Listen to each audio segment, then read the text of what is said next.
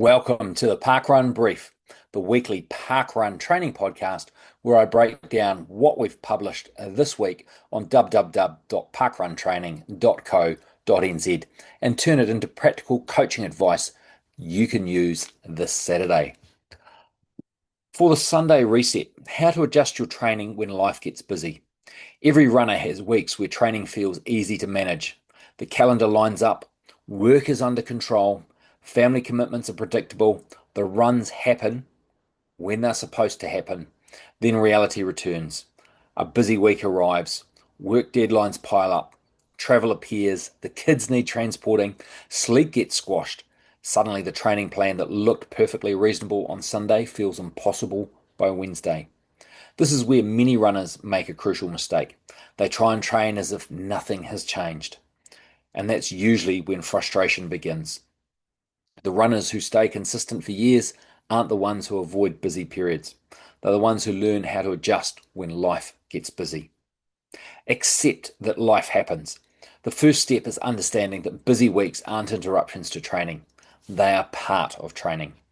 Most runners think consistency means following the plan exactly as written. It doesn't. Consistency means continuing to move forward despite the inevitable disruptions that life throws at you.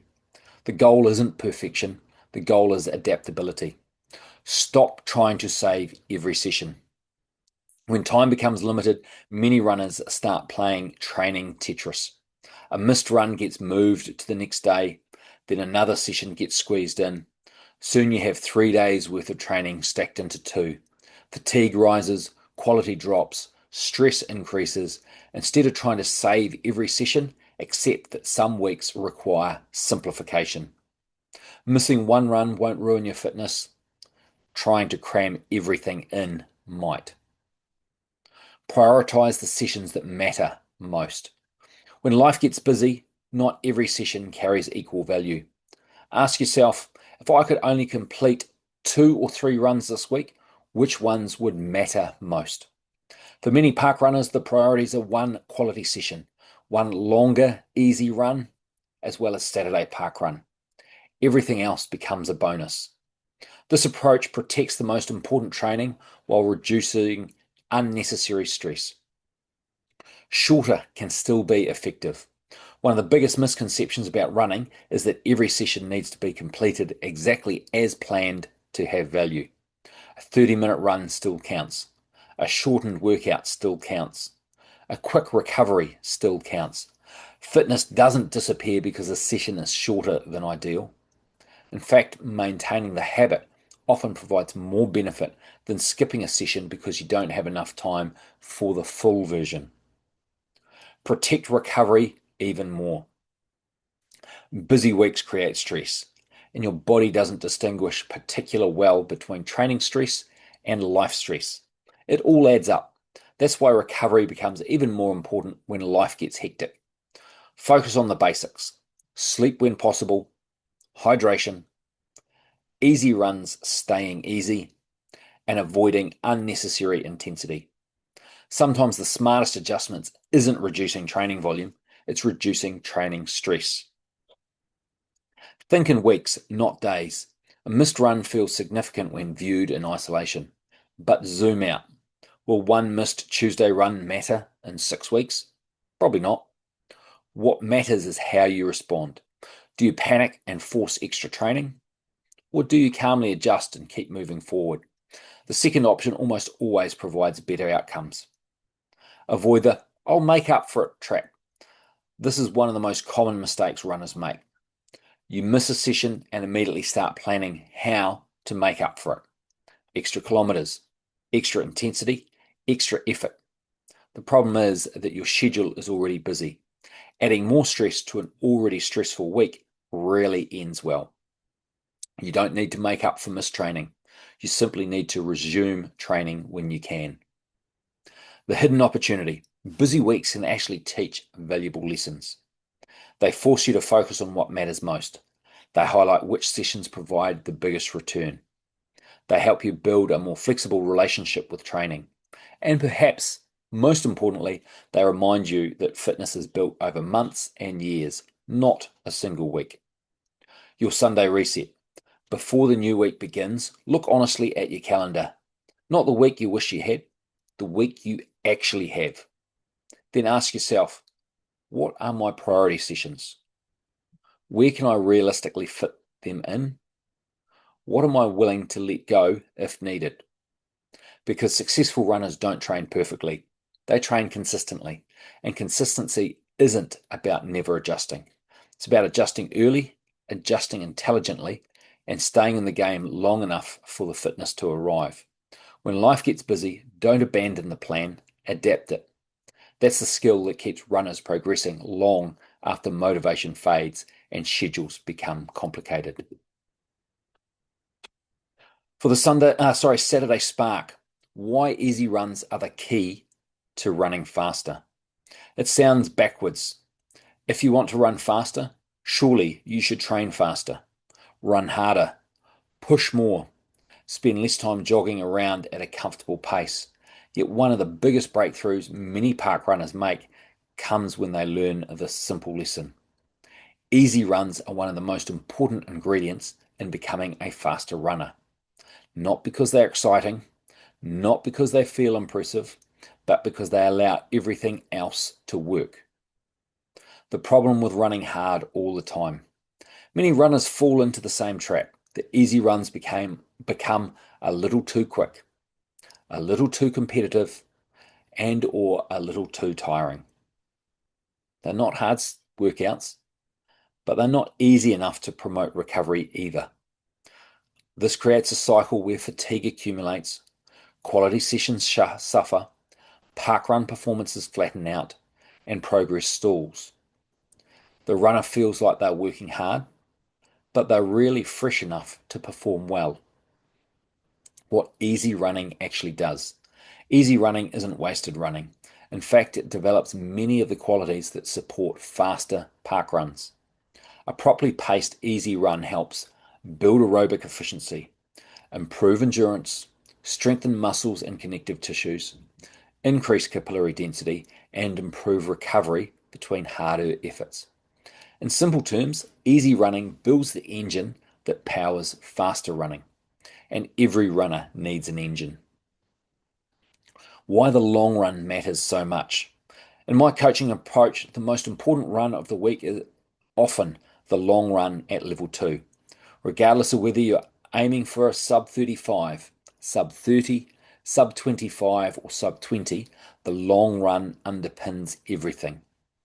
Run at an easy conversational effort. It develops aerobic fitness, durability, efficiency, and resilience. The quality session may provide the spark, but the long run provides the fuel. Easy runs make your hardest sessions better. This is where many runners miss the point. The purpose of an easy run isn't simply to make you fitter. It's to ensure you're ready for the sessions that truly challenge your fitness. When easy runs are genuinely easy, threshold sessions improve, interval sessions improve, recovery improves, and parkrun performances improve. You arrive at the hard days ready to perform, and that's where the real progress happens. How easy should easy feel? Here's a simple test. Could you comfortably hold a conversation? If the answer is yes, you're probably close. Easy running should feel controlled, comfortable, sustainable, and relaxed. You should finish feeling like you could keep going, not like you've just completed another workout. The confidence trap. Some runners worry that slowing down means they're losing fitness. The opposite is usually true. The strongest runners understand that not every run needs to be hard. Not every session needs to prove fitness. And patience creates progress. Easy running isn't a sign of weakness. It's a sign of confidence. The Saturday Spark takeaway. If you want to run faster at parkrun, keep your easy runs easy. Protect your long run at level 2. Save your best efforts for the quality sessions. Trust the process of building aerobic fitness. Fast runners aren't fast because they run hard every day. They're fast because they know when to run easy. Run relaxed this week and let your easy running help power your next PB. The Friday fast track. Strengthen your run. 10 by 60 seconds hill reps workout. Hill running is one of the most effective ways to build strength, speed, and resilience in a single session. This Friday fast track workout combines 10 short uphill efforts with generous recoveries, allowing you to attack each climb with quality and purpose. The result is a workout that develops both aerobic power and running specific strength while reinforcing efficient running mechanics. Warm up 10 minutes at level 2, easy, relaxed running. Main set 10 by 60 seconds uphill at level 5. 2 minutes at level 1 to 2, recovery between repetitions. Use that time to jog down the hill. Cool down 10 minutes at level 2. Post run 10 minutes gentle stretching. Why this works for parkrun. Short hill repetitions provide many of the benefits of speed work while reducing the impact forces associated with fast running on the flat. The incline naturally encourages good posture, strong arm drive, and powerful leg extension. For park runners, this session helps you build leg strength and power, improve running economy, increase aerobic power, develop confidence on hills, strengthen running specific muscles. The 2 minute recovery gives you enough time to regain composure and maintain quality throughout all 10 repetitions. How it should feel. Strong and powerful rather than frantic. Breathing rises quickly during each climb. Recovery allows a good reset before the next repetition. The final rep should feel challenging but controlled. The goal is to maintain a similar level of effort and form across all 10 climbs. My tip, focus on driving your arms and keeping your posture tall.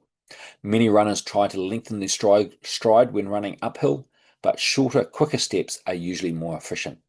Let the hill provide the resistance while you concentrate on maintaining smooth, powerful mechanics. Want to finish your next parkrun feeling stronger and more in control? Grab my free guide, Stronger for Parkrun, a quick routine to finish your 5K better.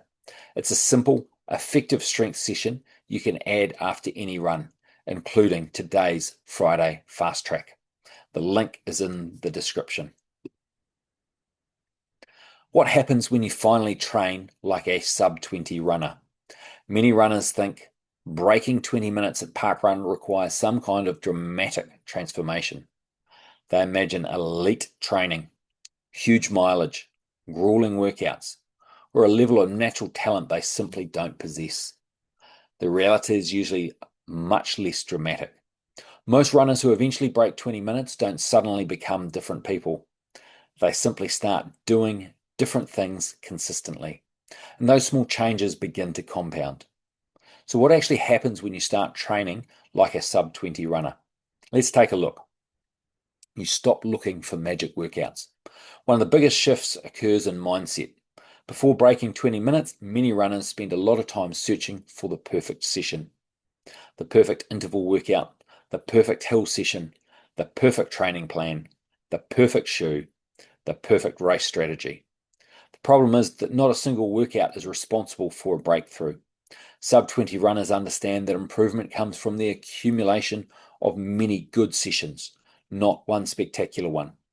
They stop chasing magic. They start building momentum. You become more consistent. This is probably the biggest change of all. Successful runners aren't perfect. They miss sessions. Life gets in the way. Plans occasionally fall apart. But they become remarkably good at returning to consistency. They don't allow one missed workout to become a missed week.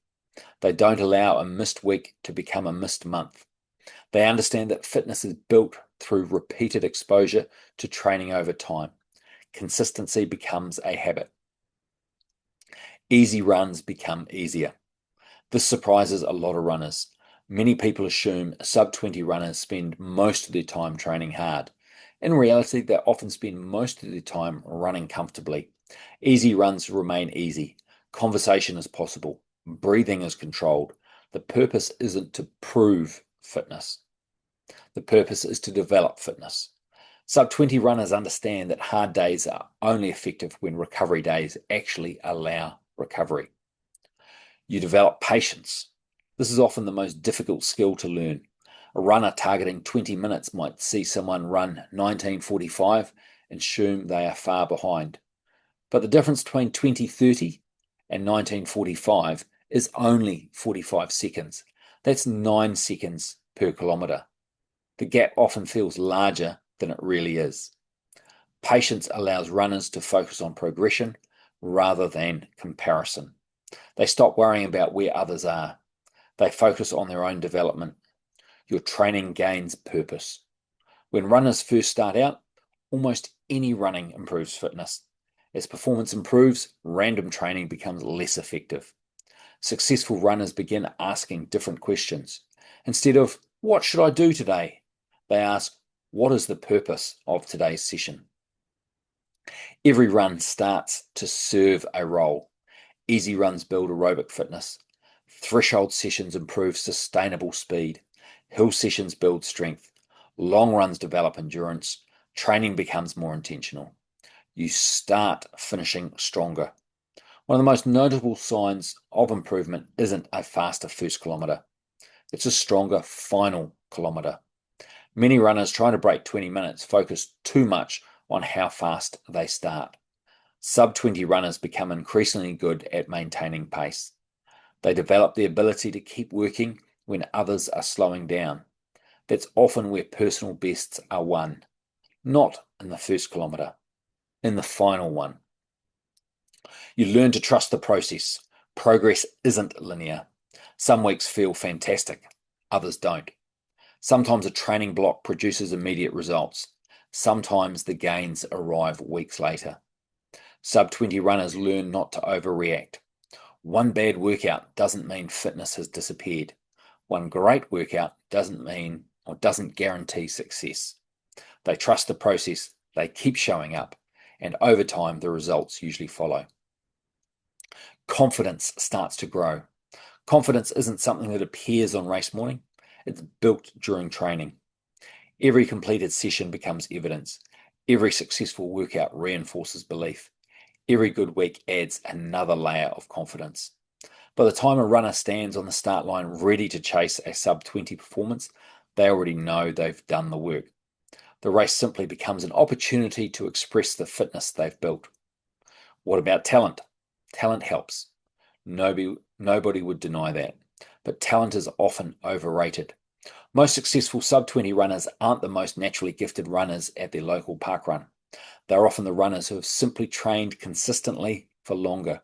The runners who stayed patient. The runners who kept learning. The runners who continued showing up when progress slowed. The difference is smaller than you think. If you're currently running somewhere between 20 and 22 minutes, it's easy to believe that sub-20 runners occupy a different world. They don't. Most of them once stood exactly where you are now, wondering whether they could do it, wondering whether the goal was realistic, wondering whether they were capable. The runners who eventually succeeded weren't necessarily the most talented. They were often the ones who committed to the process. Start with the blueprint. If your goal is to break 20 minutes, the first step is to understand where you currently stand. That is why I created the Sub-20 Parkrun Blueprint.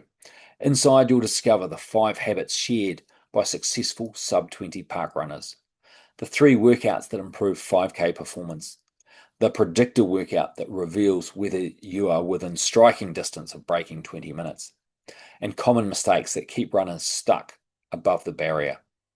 Most importantly, you'll gain a clearer understanding of what your next step should be. Download your free copy, the link in the description. Ready to stop guessing and start following a plan? Reading articles is helpful. Learning new ideas is valuable. But eventually, every runner reaches a point where they need structure, a clear progression, a roadmap, a plan. That's exactly why I created Project 20. Chase your sub-20 minute 5K dream. Project 20 is a structured 10-week program designed specifically for runners chasing their first sub-20 minute 5K or parkrun. The program combines aerobic development, threshold training, goal pace workouts, progressive overload, recovery, and adaptation, all designed around one objective: running under 20 minutes for 5Ks. If you've completed the blueprint and are serious about taking the next step, Project 20 can help provide the structure and progression needed to turn your goal into reality. Learn more about Project 20 with the link in the description. Whether you're currently running 24 minutes, 22 minutes, or 20 minutes 30, remember this: the journey to sub 20 doesn't begin with a magical workout. It begins with a decision to train consistently, a decision to be patient, and a decision to keep showing up. The next breakthrough might be closer than you think. Maximize your parkrun, the key to an easier start. Have you ever noticed that the first kilometre of parkrun feels harder than it should? Your legs feel heavy, your breathing feels rushed, and it takes far too long to settle into rhythm. For many runners, the problem isn't fitness, it's preparation. One of the simplest ways to improve the start of your parkrun is to include a few shorter, faster efforts during the warm-up. Why easy jogging isn't always enough. Gentle jog before parkrun is a great start. It increases blood flow, raises body temperature, and gets the body moving. But there's still a big jump between jogging easily and running at parkrun effort. That's where many runners get caught out. They go from easy running straight into race pace, and the body struggles to adjust. The missing link. Short, faster efforts help bridge that gap. They're not sprints. They're not designed to make you tired. They're simply brief periods where you run a little quicker before easing back again. Think of them as a rehearsal for what's coming. They're reminding your body how to move efficiently at a faster pace before the run begins. What happens when you include them? These short efforts help prepare several systems at once. Your cardiovascular system starts working at a higher level. Your muscles become more responsive. Your nervous system gets a reminder that faster running is about to happen. The result? When parkrun starts, the pace feels more familiar. You're not shocking the body. You're continuing what you're already prepared for. How many should you do? You don't need a complicated routine. For most parkrunners, 3 short efforts are plenty. Something around 60 seconds at a stronger effort, followed by easy jogging or walking recovery. The goal isn't fatigue, the goal is readiness. You should arrive at the start line feeling sharp, not tired. A common mistake. Many runners skip these efforts because they're worried about wasting energy. In reality, the opposite is often true. A properly prepared body is usually more economical and more efficient once the run starts. The small amount of energy used during the warm-up is often repaid through a smoother opening kilometre. A simple test for Saturday. At your next parkrun, compare 2 starts. One where you only jog before the run, and one where you include a few short, faster efforts. Pay attention to how the first kilometre feels. Most runners notice the difference immediately. The run feels smoother, the pace feels easier to find, and the transition into parkrun effort becomes much more natural. Bring it back to Saturday. The best warm-ups don't just get you moving. They prepare you for the effort you're about to perform. A few short, faster efforts can make the difference between spending the first kilometre trying to settle down and spending it running well. Sometimes the simplest changes produce the biggest improvements. If you'd like a complete pre-parkrun routine that includes exactly how to structure your warm-up, download Arrive Ready, the complete parkrun warm-up guide. The link is down in the description. He didn't blow up. Harrison Shaw's 19:03 5K time trial progress report. This week's not parkrun progress report comes from Harrison Shaw, who completed a 5K time trial on 1st of June 2026 in a very impressive 19:03. Interestingly, Harrison wasn't particularly happy with the result.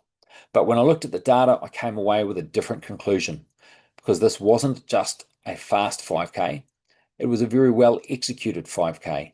The most impressive part of the run wasn't the opening kilometre, it's what happened afterwards. The opening kilometre grabs your attention. He had splits of first kilometre 3:37, second kilometre 3:48, third kilometre 3:52, Fourth kilometre, 3:53. Fifth kilometre, 3:53. First kilometre immediately jumps off the page. A 3:37 opening kilometre projects towards something much closer to an 18-minute performance than a 19-minute one. When I see a first kilometre that fast, I normally expect one of two things: a major blow up or a significant fade through the middle kilometres. Neither happened. The fade was remarkably small. Let's put this into perspective.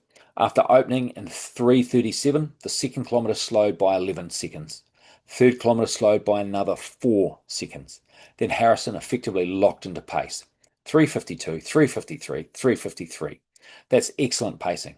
In fact, I wouldn't even describe it as damage control. I'd describe it as finding sustainable race pace after an enthusiastic start.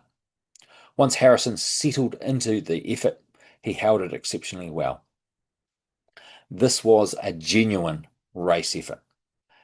Average heart rate by kilometre, 173 beats per minute, 183, 182, 182, 181.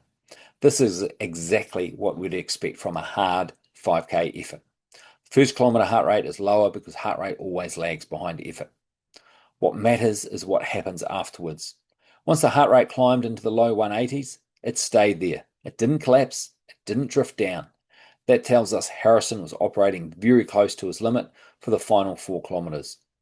This wasn't a pacing issue. This was properly committed race effort. The cadence data is one of the biggest positives. Cadence, 92, 91, 91, 90, 90. Honestly, this might be the most impressive metric of the entire run, because despite a very fast opening kilometre, accumulating fatigue, and a sustained high heart rate, his mechanics stayed remarkably consistent. Many runners who start too fast show cadence collapse, overstriding, and or a loss of rhythm. Harrison didn't.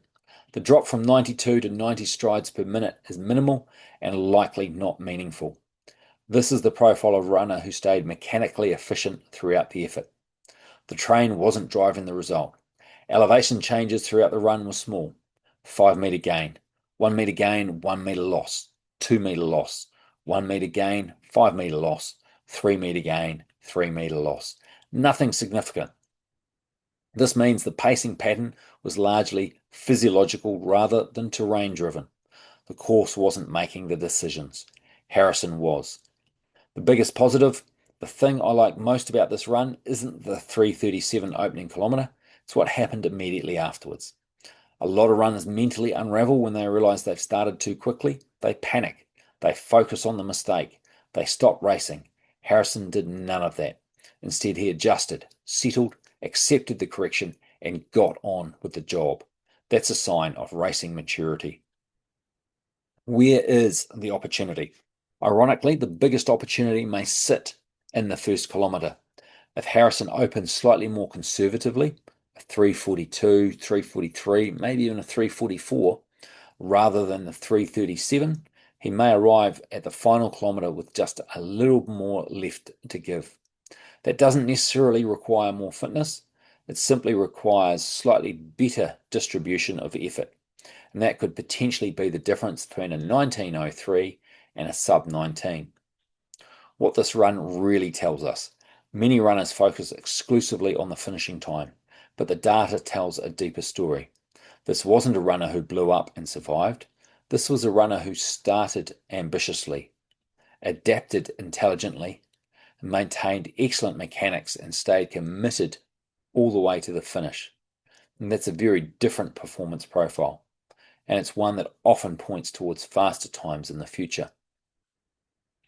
The key takeaway: the most impressive part of this run wasn't the 3:37 opening kilometre. It was Harrison's ability to settle down, lock onto pace, and keep fighting all the way to the finish. That's often what separates a good 5K from a great one. Want help improving your own parkrun pacing? If you'd like help pacing smarter, racing more consistently, and understanding exactly where your next gains can come from, Parkrun Kickstart is designed specifically for recreational runners wanting to improve over 5K. Join Parkrun Kickstart at the link down in the description. And if you'd like your own parkrun analysed, in a future parkrun progress report, apply at the link in the description. Kia kite anō, and all the best for your next parkrun.